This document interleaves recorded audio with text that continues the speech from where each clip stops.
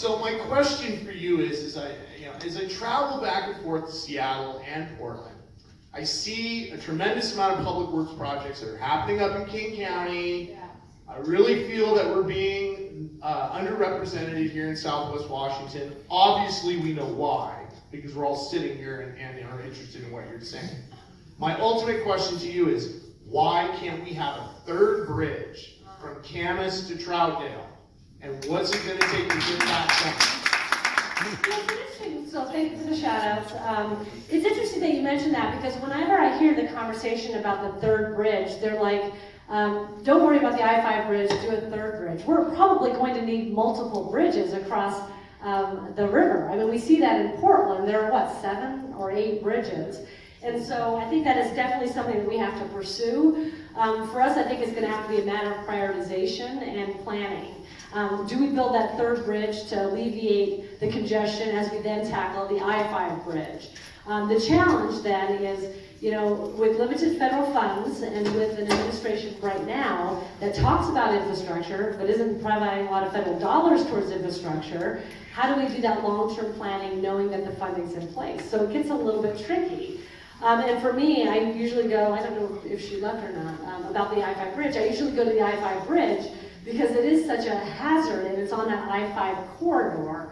And it seems that that's got to be our priority first and foremost before we start talking about a third bridge. So I don't think they're mutually exclusive. It's just a matter of, are the funds available? How quickly can the projects get done to move commerce and people? So that's how I would look at it. And like with my answer earlier, I'm here to provide leadership on this issue. I think that's what we've lacked. I think that's what we need. And it means that you need a leader who's willing to work within her party and across the aisle and not just say no to something. You have to say yes. And so on a third bridge, sure, let's pursue it. But we have to take some long-term planning. And I trust the dots. I trust the transportation committees to be able to do that planning as well. It's not something that I would do, but I would certainly look at the agencies that are in charge of it. My name is Tim Laughlin, and applaud the gentleman for his questions and comments. I was a teenager when the 205 freeway and bridge were proposed. I'm retired. So, it doesn't happen overnight, but pragmatism and planning are very important as far as our infrastructure. And when people get so that they don't want to spend money, don't want to think ahead, we're paying for that now. We're paying for the headaches. We're paying for the lack of vision. And Portland has how many bridges across the Willamette River? And we have 2. So I think long-term planning is very important.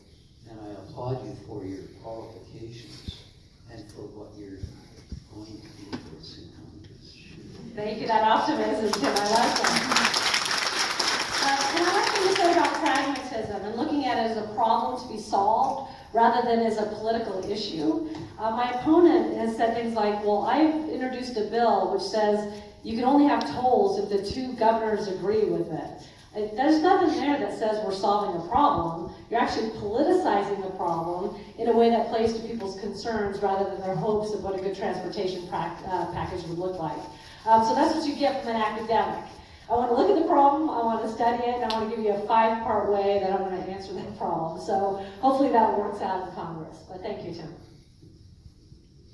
Hi, my name is Cheryl, and I've been in Santa Cruz for the past 20 years.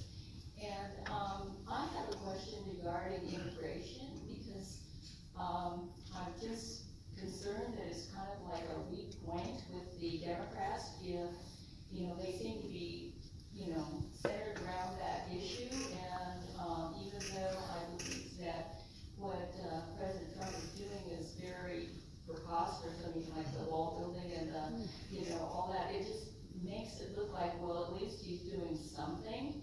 And from having my parents both be immigrants, as well as my husband and his family, we all immigrated in legally and over a series of years. And so so, filling out all the forms, doing all the proper things, so it seems rather unfair in a sense, that even though I have a great deal of empathy for people, I've traveled internationally a great deal, and I've seen a lot of poverty, and I have a lot of empathy for it. I just want to know, what is the median road that's practical for you to use, to answer these questions? Yeah, I mean, immigration is a tough one. It's a tough one because like housing, like healthcare, there are multiple facets to it. Here's how I would approach it. I would approach first the areas where there's wide bipartisan support for a solution. So let me start there. The first is the political refugee crisis that's happening at the border. This is completely separate from the issue of undocumented workers coming from Mexico. We were talking about people fleeing political violence. It led to children being separated from their parents and that crisis. And then the president was using it as leverage to try to get a border wall, which I think is inhumane. I think it's a travesty. So there is bipartisan support on how we handle political asylum seekers and how we can reunify their children. So I want to start there and not attach it to a broader question about immigration, because there's bipartisan support for solving that problem. Similarly with the DREAM Act, over 65% of Americans and members of Congress believe that we ought to honor the promise that we made, which is that they would have a path to citizenship, right? There's bipartisan support for that. Another area, third area, is again more enhanced guest worker program, where we can bring people here to be guest workers and they can stay for certain amounts of time, because we desperately need people in certain industries, agriculture, our shellfish industry, even in some things like engineering jobs and things like that. Bipartisan support for that. So let's show America that we can actually get something done on the issue of immigration by starting where there's agreement. Then we have to tackle the more difficult issue of immigration involving border security and pathway to citizenship, which is a question that you're asking. So first of all, I just have to tell you, I think spending billions of dollars on a border wall seems like a senseless waste of money when we should be talking about bridges or multiple bridges. Okay? The other thing is that's going to have to be a pretty big wall, because half of the people who are here who are undocumented flew in. So unless that wall is 30,000 feet high, we're not solving the problem. But it is a problem. So we can look at other ways to enhance border security independent of a wall. And some of this can be done remotely with cameras. You could have fencing that isn't sort of this draconian wall. You can have enhanced border patrols. So there are other ways that you can do that and not just use this symbol, which seems so draconian and wasteful, which plays to people's fears. So if we can combine that conversation about enhanced border security with some sort of a path to citizenship, and we would do it in a way where people who have done things right and they've been working and paying their taxes, and maybe they get a little ahead in line, that's the way we do it. But I think we have to talk about a path to citizenship. And what that looks like is going to be the result of, I think, a very hard conversation.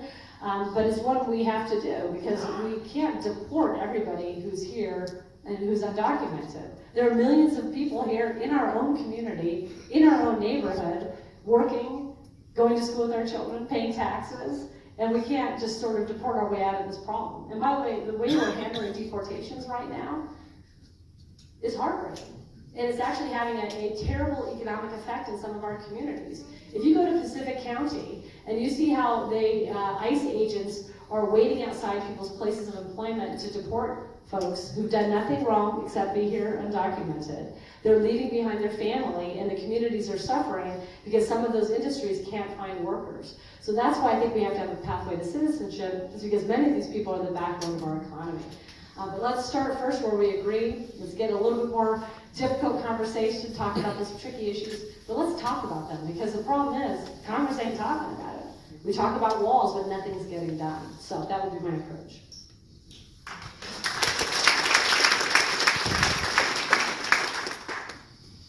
Hi, Carolyn. I'm Kathy, and I live here in Salmon Creek. Another thing I don't hear spoken about on the federal level is homelessness. You mentioned affordable housing, and of course that's important, but the problem is much more complex than that. Do you have any ideas on how this very complex and tragic issue can be addressed? This is a great question, and it is complex because there are different reasons for homelessness. So affordable housing is one. We have affordable housing crisis. There are people who can't afford rent, so they're living, they're couch surfing, they're living in their friends' homes, couch surfing in a friend's home, living in a car. It's terrible. So that's one part of it. The second problem is actually mental health services. Because there are some people who are homeless because they don't have the mental health care that they need, which has contributed to their homelessness. So I very much believe in what we call mental health parity, which means that we treat mental illness the same way we treat people who have physical ailments. And the way to do that is to make sure insurance companies compensate people in that field, because that's one reason why we don't have people going into the mental health field. And secondly, to encourage or incentivize people to go into mental health. So we have the services available for the people who need them. I think veteran services are also associated with homelessness because we have a disproportionate number of homeless people who are veterans, which is tragic. These are people who fought for our country, men and women, who don't have adequate care through the VA, which may be part of it, or they don't have a path to a family wage job. And then there's the opioid crisis and also the meth crisis that we see, particularly in our rural communities, because there are some people who have lost their jobs because they have, they're on drugs, so they can't hold down a job, and so then they can't find a place to live. So with that, I would say there has been good news lately in that the federal government has provided more funding to tackle the opioid epidemic. You have people like the fabulous Bob Ferguson taking on Big Pharma, which is great, and so that's another thing. But you can see those are 4 answers around that particular issue.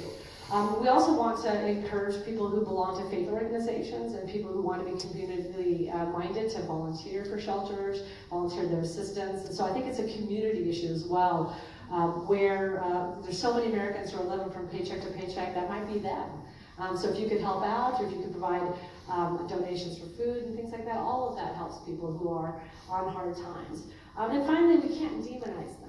And one of the things that's so tragic is people's perceptions of homelessness aren't really accurately capturing who's homeless. And some of the forums that we did, when we asked people who's homeless, the answers were fascinating because they thought about somebody panhandling or somebody on drugs.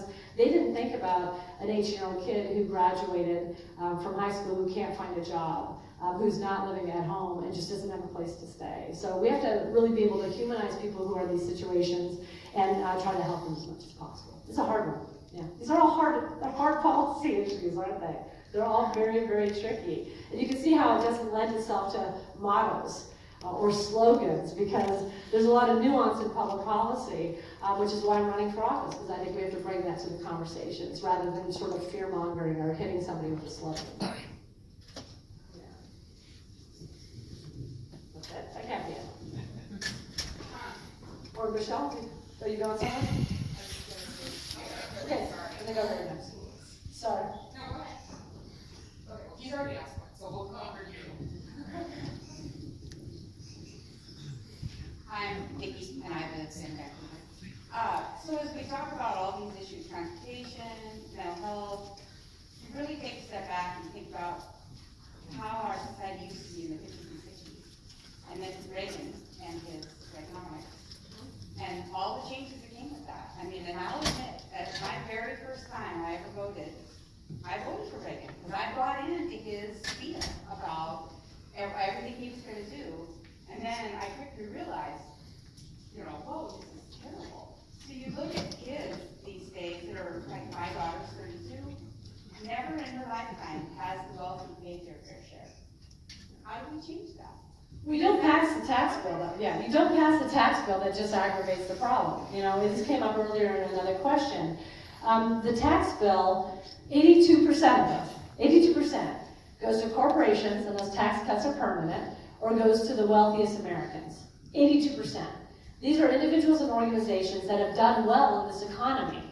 So we're told that if we give them tax breaks, they are actually going to reinvest that money into our economy. I didn't believe trickle-down economics when I heard it the first time. I'm certainly not believing it now.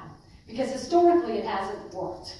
And we can even see that with what corporations are doing. They're not reinvesting in workers. They're not reinvesting in their companies. They're paying dividends to their stockholders, because that's what corporations do.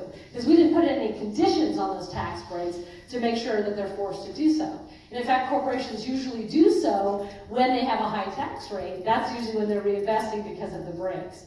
So I think that the first thing to do is to have better tax policy. Now, does that mean that I hate the entire tax bill, as my opponent suggests? No. The tax cuts that go for working class families and the tax cuts that help small businesses are ones that I'm very much in favor of. Small businesses are the backbone of our economy, so we need to give them the benefits so that they can reinvest in their own small business. But when you're doing that and strengthening corporations, you're actually also threatening small businesses. So I want people to think about that a little bit. But for working class families, those who are struggling in this economy, we could have targeted tax breaks that we know will help them and will put money into the economy, which will keep this going. So we have to look at things like the 1986 tax reform bill. That was Ronald Reagan, but he sat down with Tip O'Neill and they hammered out a plan so that it was much more comprehensive and it wasn't so lopsided in terms of who benefited. That's what bipartisan's all about, Corey. That's why I like bipartisanship. Because that's a better tax bill that had a better benefit for the economy and the American people than the one that we saw just recently. So how are we going to do it? We have to go back to the drawing board on these issues. And also take a hard look at what's happened since that tax bill was passed to see if it is doing exactly what people say that it's doing, because the answer is it's not. Hi, Carolyn. Me again. Hi, Sean again. Unfortunately, I do this for a living, so I engage in public stuff, so I'm comfortable talking. I have some questions. Big briefcase worth of work for you to go to Washington. One of the questions I have, actually two questions. First question is, what do you feel, what's your position on a national cap and trade? So that would be one question. And then if you could only do three things in your first term, what would those be? You might have asked that already, I give it. No, you just give me the hard ones here. So I haven't really thought about national cap and trade, but I do think when you're looking at environmental policy, it's better to look at it at a larger geographical area, meaning multiple states or the nation, than doing it on a state-by-state basis, because that seems piecemeal. It's just going to shift projects to other states. It could be a drive to the bottom in certain areas. So if we were to move in that direction, that would be a better way to do so. But I haven't given it a whole lot of thought. I have to think about it more. If there are three things that I could do, three things in my first term, like save democracy, I'm not going to talk about that, but three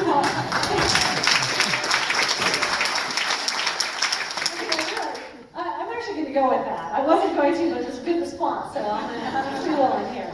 When I first started this campaign, actually when I was first thinking about this campaign, I would talk with my best friend about whether I should do this crazy thing, and we'd have great, robust conversations. At the end, I'd say, we have to do this to save the Republic, and I would say it just like that, and I was joking. I'm not joking anymore. I'm not. I really am not. It's why so many of us have gotten into this race, is we have such dismay over the state of our institutions, the state of the political rhetoric, the United States standing in the world, and frankly, the fact that this administration and the Republicans in Congress aren't paying attention to election meddling and interference by foreigners in our democracy. So yeah, saving democracy, that's step one. The policy things that I would do are really around the area of health care. And so I'm very, very interested in what Senator Murray is doing, because she sees a problem, an immediate problem with the ACA, and she has a bipartisan solution to help fix it. And I think that's what we can expect in a short amount of time, is to join those efforts and address that. Second, around the issue of prescription drugs, which affects every family, allowing Medicare to negotiate drug prices with the pharmaceutical companies. Barrier to that. I mean, that is the best way in which we can start to drive down the cost of pharmaceuticals. So that very much is those would be my second thing that I'd do. The third thing that I would do is to protect Social Security and Medicare from cuts. I mean, that's why it's in the voters' pamphlet. It's non-negotiable. And when I said it, I didn't think it was going to be as big of a fight as I think it is. So, and the way to do that is also to address the tax bill. So I'm going to sneak that in as a sort of sub-point. Because if you can ask me multiple point questions, I'll give you a sub-points in my answer. But that's where I'll start. It's a good question. So I have just two comments. Really, they are not questions. The first is that when you vote for any candidate in Clark County, make sure that they are well educated and have the analytical skills to solve problems. because you can ask a question here or there, but you need somebody in an elected position who can solve problems, new problems that come up. And I can say for sure that as far as Carolyn Long is concerned, she is well educated and does have analytical skills. So that's really a comment, not a question. The other... Give the mic for the rest of the night. So the other comment, this will be short, is regarding the bridge. I know all of you are thinking about a bridge, and I think Carolyn has said we do need an I-5 bridge, only because one of them is 100 years old, and one day some people are going to be swimming. But that's a separate issue, why we need.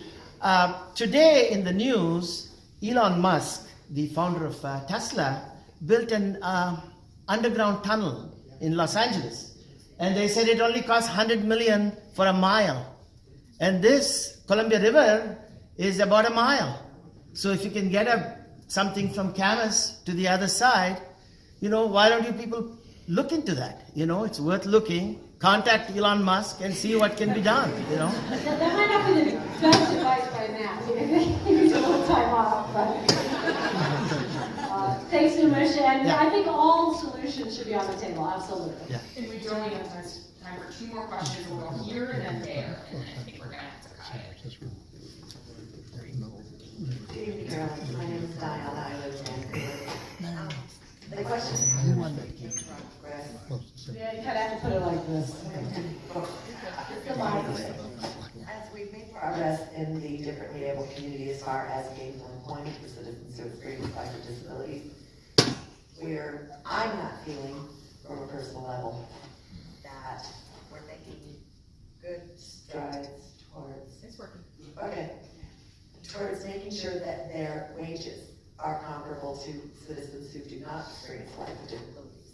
What can you do to help give them more even ground there? So that's a unique question. So what I hear you saying is that people who are disabled have access to employment as able-bodied people do, but if you compare their salaries, there's a gap, just like there's a gender gap in wages. There is. Okay, so I have to look, it's not a punt, I just haven't thought about it yet. So I'd like to look at why that's happening. Is it because of the types of jobs that are made available? Because those types of employers are more accommodating, and so you naturally take those jobs?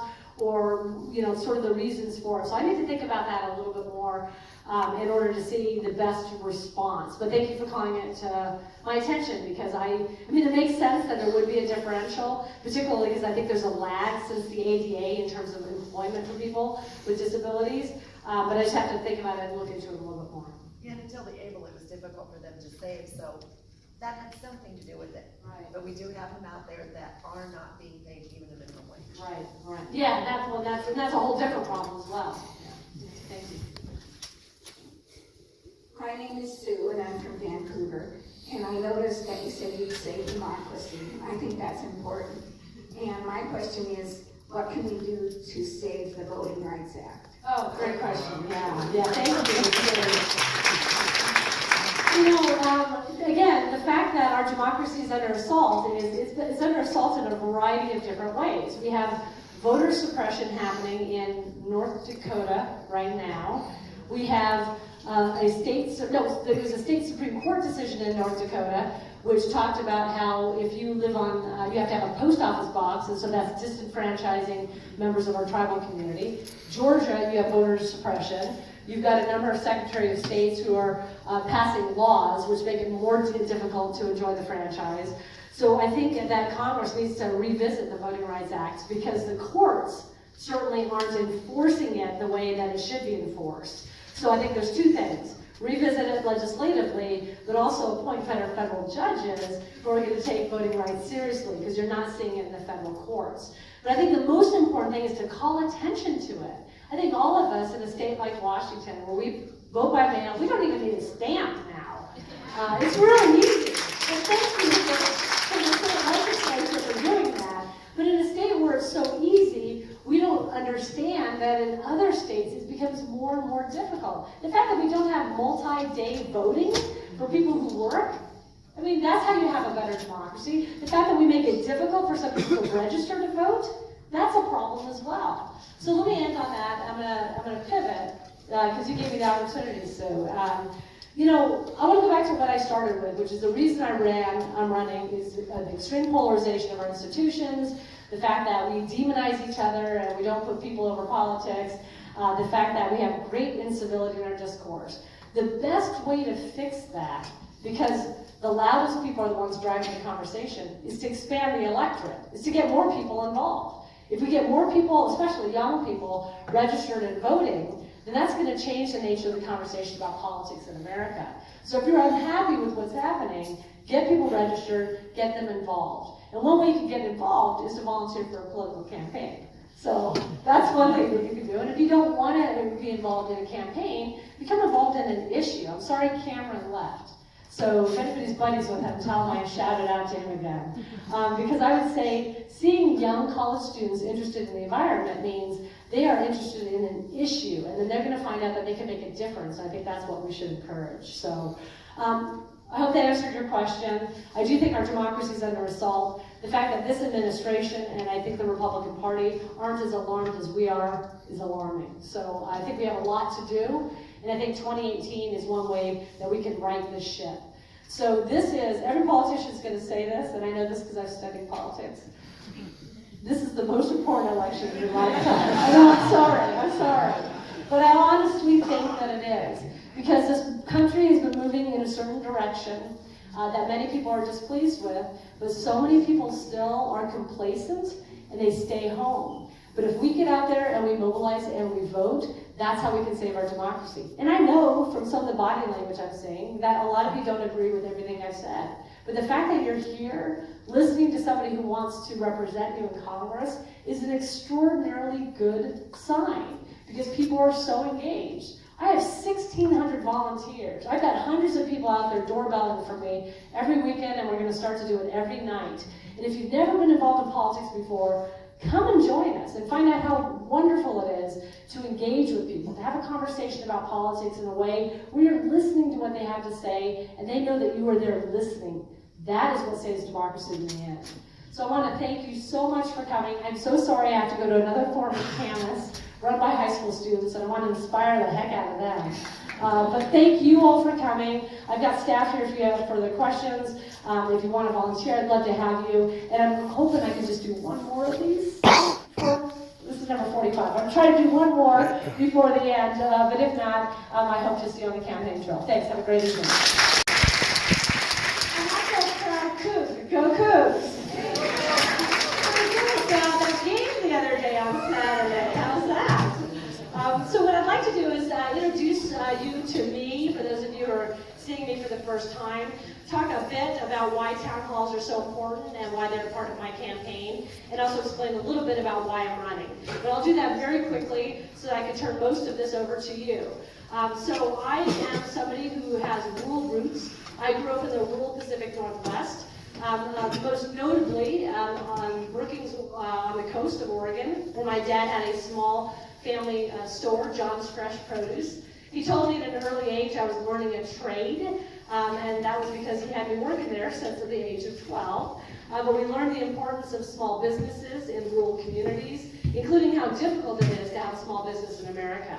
After high school, I went to the University of Oregon, where I ended up paying for that education, working at the Safeway department, produce department. So that trade came in handy. I also learned as a proud member of UFCW Local 555 that my dad violated child labor laws. So I was a proud journeyman, so my love of labor came from that experience. But most notably and importantly on a college campus, I was able to leave my undergraduate degree relatively debt-free, something that many of our students are unable to do because of the rising cost of tuition. Went to graduate school in New Jersey, came back every summer because, is anybody from the East Coast here? Yeah. You know why I came back every summer? I went to work at my dad's store, and at that point we had a farm. And then I've been teaching at Washington State University, Vancouver, ever since. For 23 years, I've taught generations of students on this campus. And I'm very proud to have been a Coug and to have taught thousands of students over my time. My field is political science, and my subfield is constitutional law and also the study of political institutions and policy. But what I'm most proud of here at the university is something I started called the Initiative for Public Deliberation. So what happened was I was noticing as an academic how deeply polarized our political institutions had become, and also how uncivil our discourse was when it came to politics. It was all about demonizing the other side rather than working cooperatively to solve problems. So because that was hurting my small d democratic heart, and because I saw it happening at the local level with local issues facing our community, I started this initiative. And what I do is I train my students to be neutral facilitators, and then we go into the community, and those students learn to moderate conversations about difficult policy issues. Issues like affordable housing, the opioid crisis, issues of race, tuition increases on higher education campuses, all of those types of things. And what we find in our work is that even though we may look different, may have different experiences, may have different occupations, we share the same values and beliefs. And it was a really important development, I think, on a local level of showing how we can bring people together. It's one of the reasons why I'm running. I want to bring that approach to Washington, D.C., the other Washington, as we call it. So I'm very proud of that work. My friend, Dr. Ellen Rogers, has taken it over. She's here somewhere. So the work still continues. And so if you're a student here and you haven't heard about it, I hope you do so. I'm motivated to run because, as I mentioned previously, the polarization of our institutions, I think, is problematic, because we're not able to solve the major problems facing society. In Congress, we see this in the fact that most bills are passed right now on a straight party line vote, and there's a lack of bipartisan cooperation on many of the major issues. The other reason is the incivility that I saw happening years ago sort of got ratcheted up in the 2016 election, and I think it's continuing to ratchet up today. So I don't see our democracy healing. In fact, I see our democracy moving farther and farther apart. And part of that is the people that we elect to office are so beholden to their political party that they're really not serving their constituencies. And so those are the reasons why I'm running. Town halls are important. They're important because it's one of those rare opportunities that I get to see people in the district who can talk to me about what's on their mind, and where you can see me and ask me questions that you have. So this is the 45th town hall that I've had in 11 months. And we have to do a final count, but I think we're looking at about 4,500 people have come to those town halls. So that's that direct voter contact that is just so important for democracy. And I always get this question, which stuns me: will you be doing town halls if you're elected? Of course we will, because this is what democracy is all about. And as a member, I will be doing this because this is where you get that connection. And I should also let you know that we're not going to agree 100% of the time. I only agree 100% of the time with one person, and I voted for her in August in the primary. So when we disagree, I will come to a town hall. I'll tell you why I voted a particular way or why I'm advocating a policy. And you can tell me if I'm right or I'm wrong. And we try to persuade each other to look at it from a different point of view. So I've got to continue doing that. So with that in mind, I'd like to hold this open to you. This is your town hall, not mine. We only have now, I think, 55 minutes left.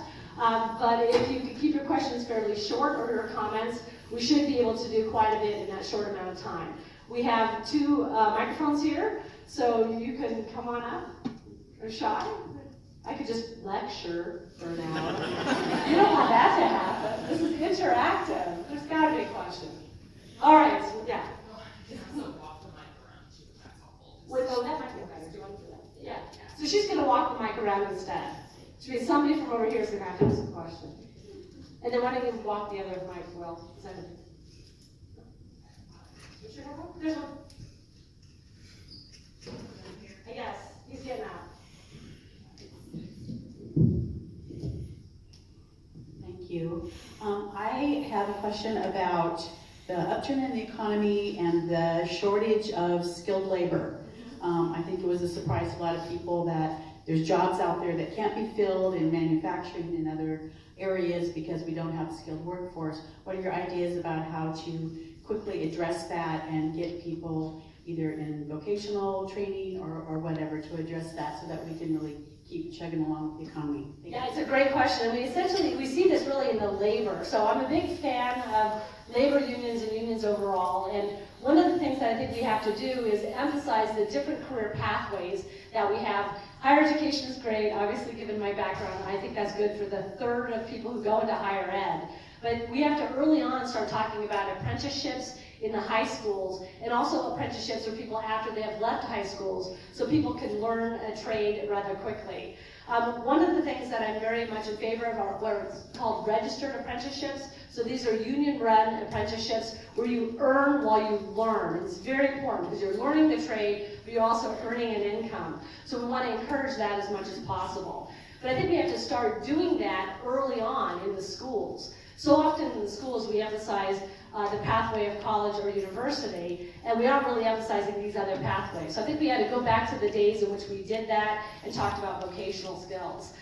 We also need to do more in terms of offering skills centers where people can learn those trades in a skill center, and then also make sure there are adequate opportunities in community colleges which also offer that type of training for the trades. But it's going to take, one of the advantages of an economy which has been steadily getting good for the last 8 years, it didn't just happen overnight, by the way, let's be very clear about that, is that sometimes you start to see these booms in certain things like construction, and then that leads to a shortage, and then that's problematic because the jobs aren't getting done. So those are some of my initial ideas. Great question. And when you ask your question, if you could tell us who you are and where you're from, that would be helpful as well. Oh, you know what? I take it. Yeah. All right, who's got a question?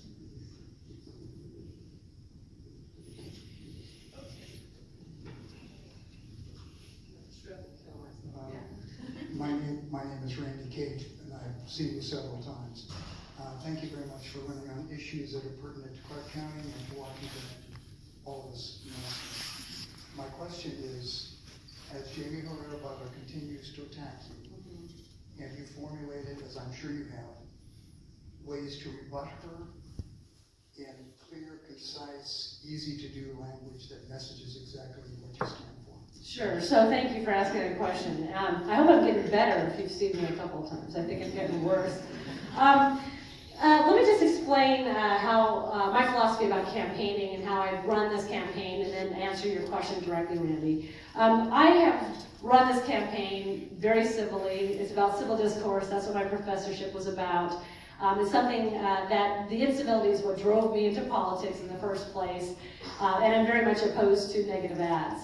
The first ad that I put out was me introducing myself to the Southwest Washington community, had the soft music, me with a smile on my face saying all the good things I want to do for Southwest Washington. And within a day, I get hit with an ad that completely mischaracterizes my position on healthcare, and then later an ad that mischaracterizes my position on taxes, and now a new one which suggests I crept across the river to impose tolls on all of you. So for the first two ads, I had a response ad which talked about where my position was and how I've been mischaracterized. I did it as succinctly as possible. And then I also asked people to look at my 45 town halls, and there's videotape all over YouTube, and Herrera Butler has videotape. Yes. We have people who tape all of my town halls to see my positions on all those issues. But what I like to say is that truth matters and facts matter. And if somebody takes little bits and pieces of what someone says and then mischaracterizes them to paint you as somebody that you're not, that's a problem. So I would ask the voters of Southwest Washington, who do you trust on the issue of health care?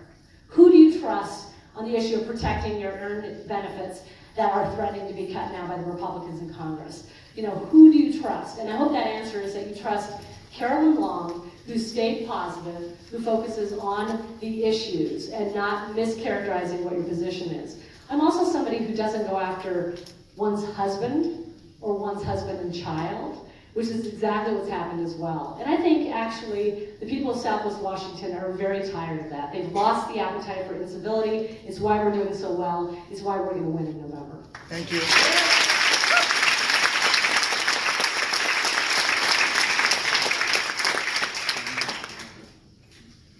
Hey, my name's Isaac Kanzadi. I'm from just down the street in Salmon Creek. My question is about healthcare. It says on your website that you saying Americans deserve affordable healthcare, yet I also see a news article about that saying that it's claiming you want to support a Medicare for all bill. Which is it? Is it affordable health care or Medicare for all? So from day one, and thank you for asking the question, I think it's sort of what Randy was asking. From day one, my position on the website, my position in town halls has been this. We have to have some form of care for all Americans. The first thing that we need to do is to fix the Affordable Care Act. It has been under attack by the Republicans and the Trump administration. Republicans have been after it for the last 8 years. They voted to undo it 40 times. We lost the individual mandate in the tax bill, and now the Trump administration refuses to defend the ACA in court, which puts anybody with pre-existing conditions at risk. So the first thing I want to do is stop the bleeding by fixing the ACA. So Patty Murray is joined with Susan Collins and Lamar Alexander to shore up the ACA in order to stop the bleeding. And that means increase subsidies for individuals to make it more affordable and also to stabilize the marketplace. That's the first thing I'm going to do.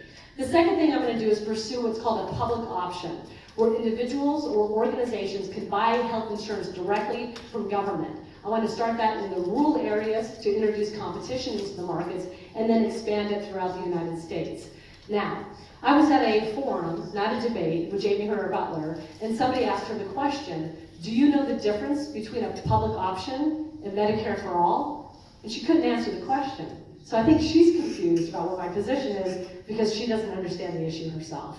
But that position, which I've shared with you, has been my position from the start. And somebody, again, can take little bits of a quote, and they can say that's what your position is, but there are literally dozens of hours and interviews and newspaper articles which clearly state out my position, which I just shared with you.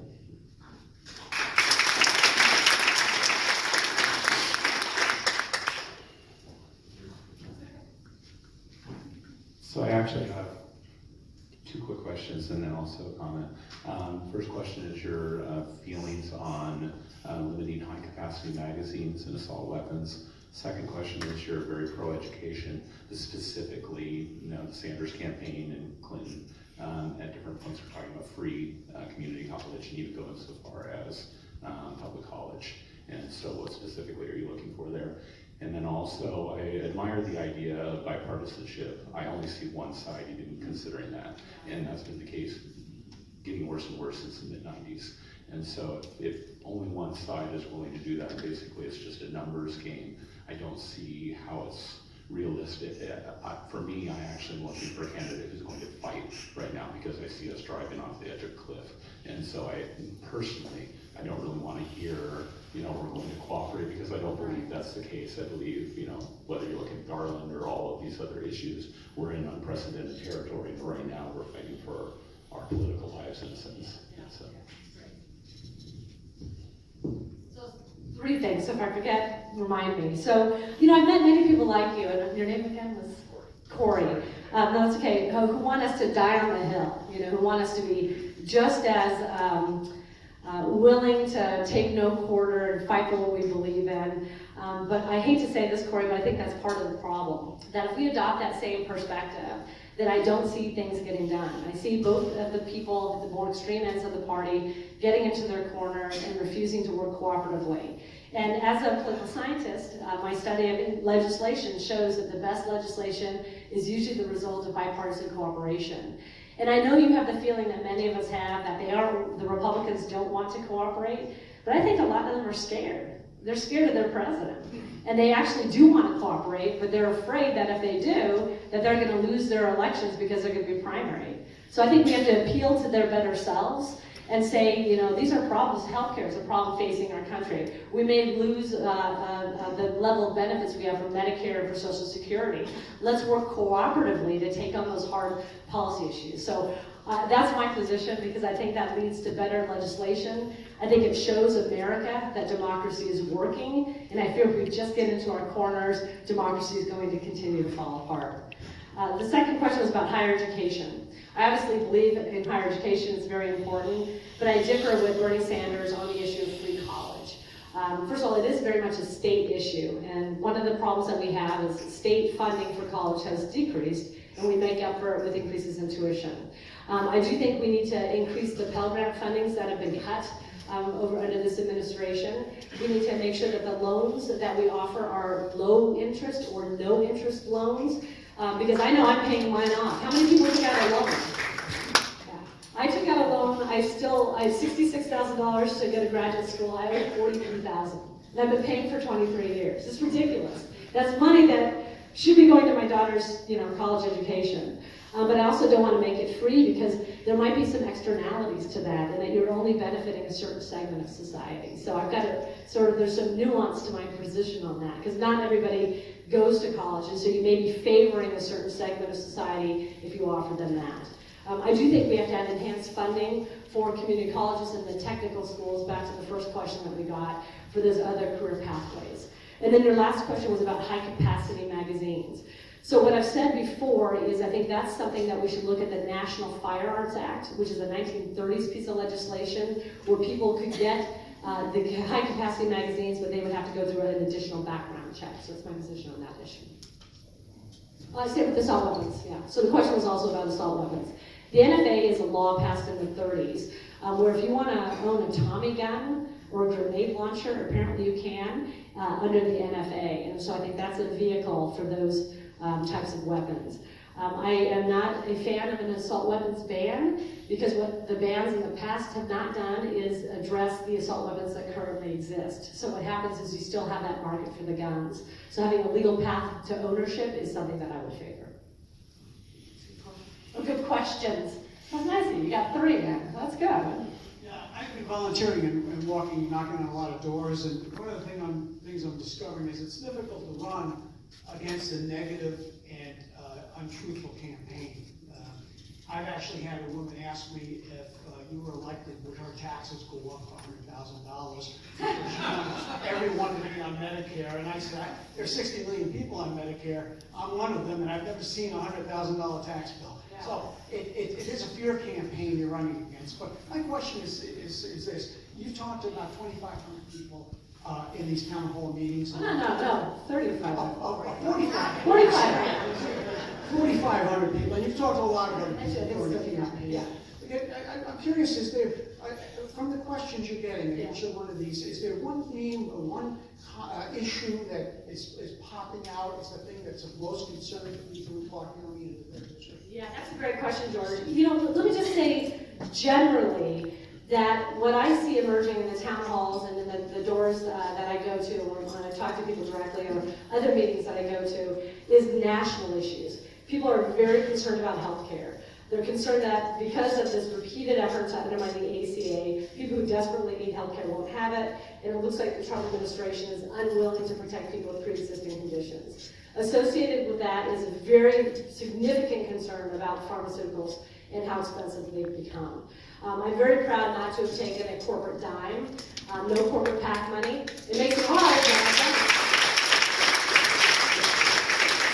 So my opponent has taken $56,000 from the pharmaceutical company. Pharmaceuticals have gone up almost 300% since she's been in office, and she gave them a $42 billion tax cut. That's why I don't take corporate PAC money, because you can see that there's a connection that at least implies influence. So that comes up frequently. And what also is coming up quite a bit right now, and we can thank Mitch McConnell for shining light on this, is how that tax bill, which disproportionately helps the wealthy, 82% of it goes to corporations or the wealthiest Americans, creates a terrible deficit, annual deficit, and creates even greater federal debt. And so the concern now is we are now going to have a Congress that's looking at your Social Security benefits and your Medicare benefits. And you don't have to ask me. Mitch McConnell said this 3 days ago. Paul Ryan has said it consistently. So if you want to ask yourself why the Republicans passed that tax bill, which didn't seem to make a lot of sense, it's because they're going after your benefits. That comes up quite a bit. And then the other thing is wage stagnation. We keep on being told consistently that the economy is doing great, and we should be very thankful that unemployment is low, and we should. But it doesn't account for the fact that wage stagnation has been a problem for decades, not just years, but decades. And if you look at modest tax savings, that doesn't offset the high cost of housing, the high cost of prescription drugs, the high cost of healthcare, and now thanks to this trade war, the high cost of consumer goods. So I've got a lot of concern about the economy because they're seeing something bubbling up and it's leading to a lot of insecurity. So that's a couple of the things I do. Hi. Ready. I have to admit, I don't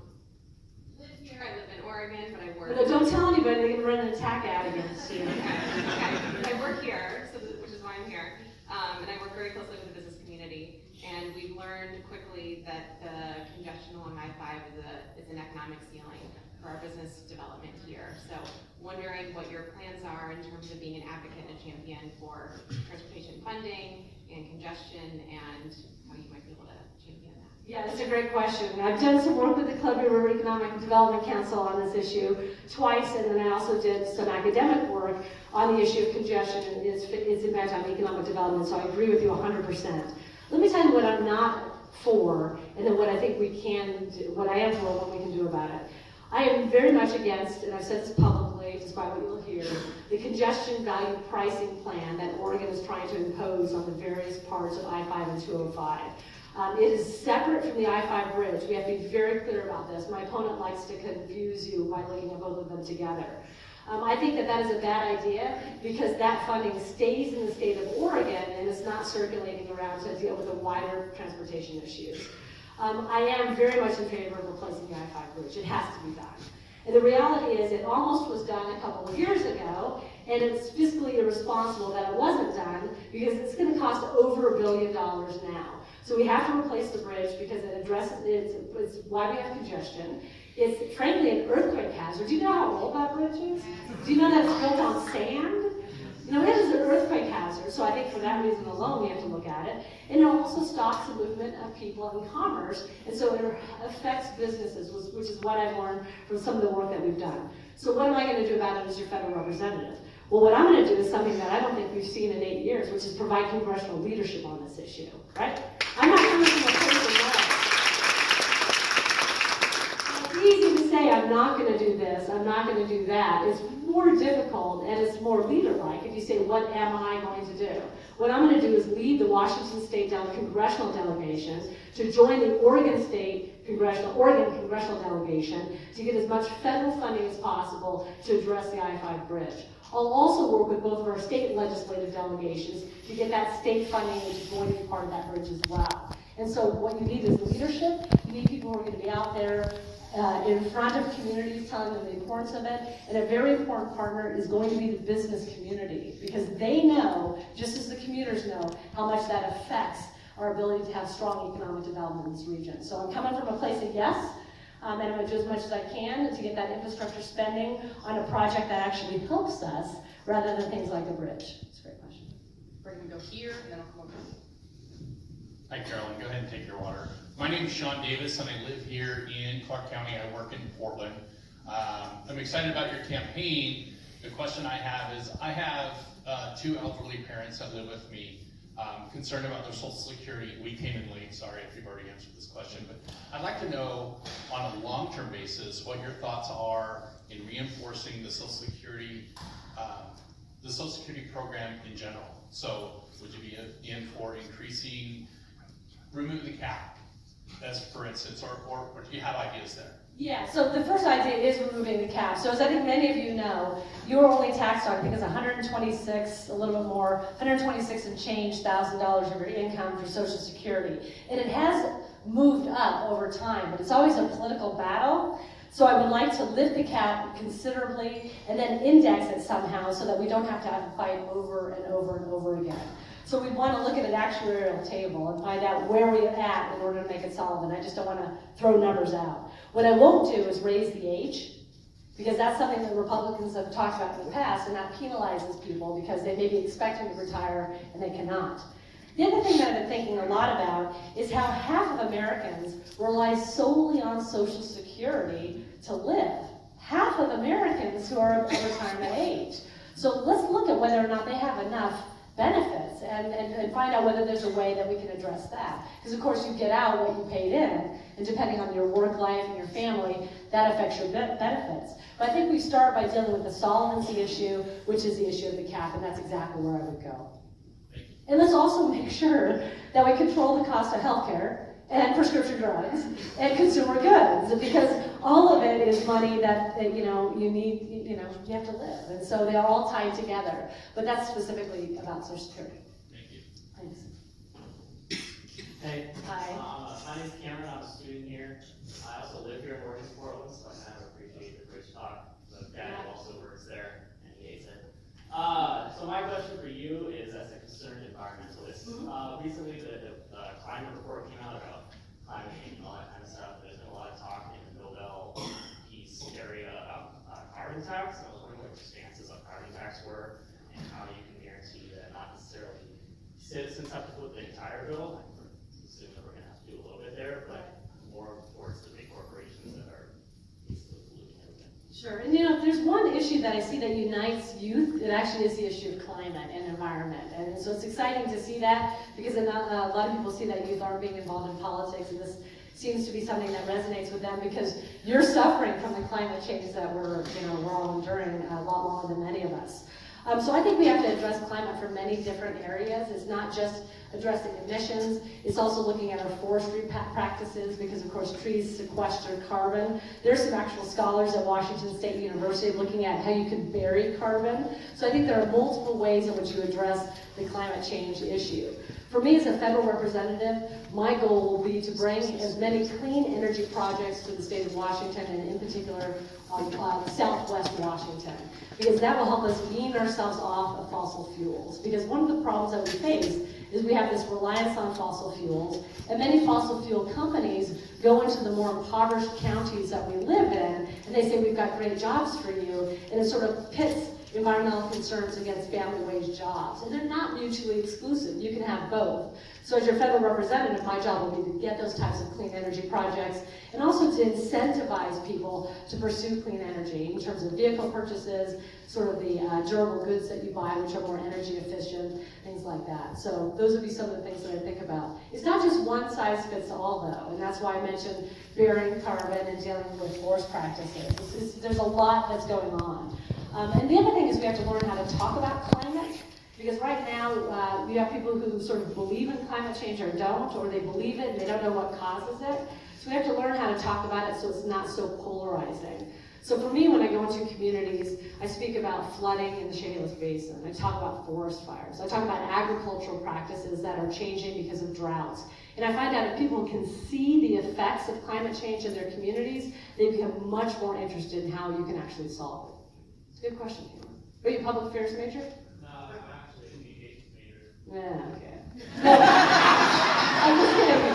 That was my second undergraduate degree, so that's okay. You can double major. Hi, Dr. Long. Thanks for coming.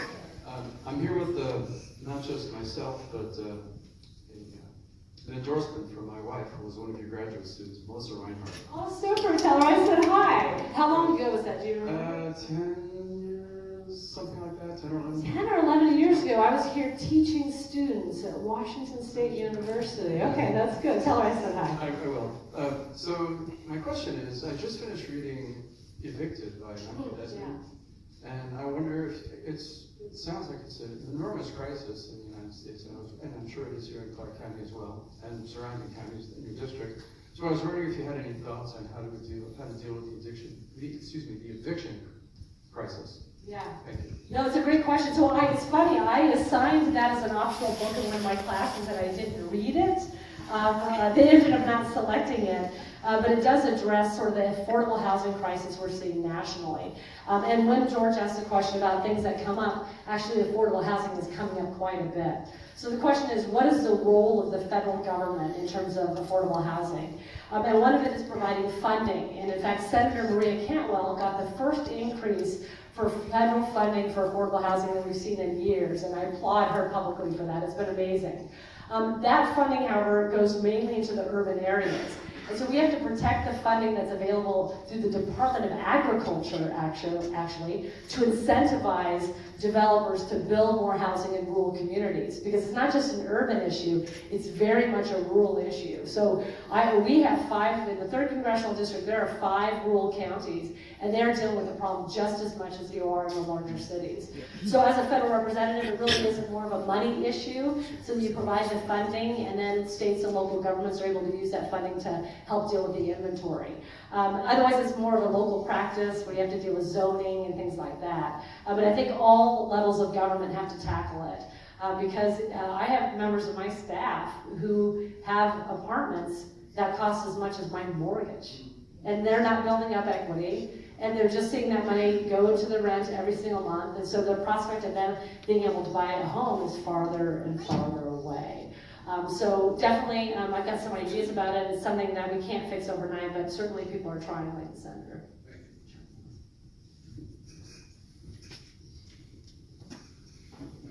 Hello, my name's Matt. I'm here from Vancouver as well, and I too am a Eugene transplant, graduate in '94, communications.